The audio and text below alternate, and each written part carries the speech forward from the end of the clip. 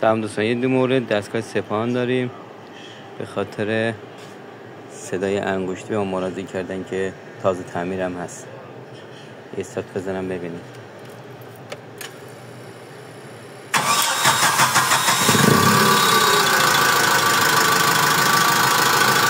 دستگاه سپاهان کاستی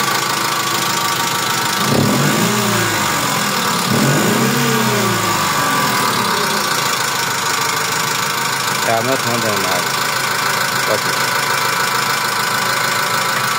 سلام دوستان، بعد از باز کردن بالای موتور، کوئلا و شلنگ آب واپایدور و هواچش، این هم از در سوپاب این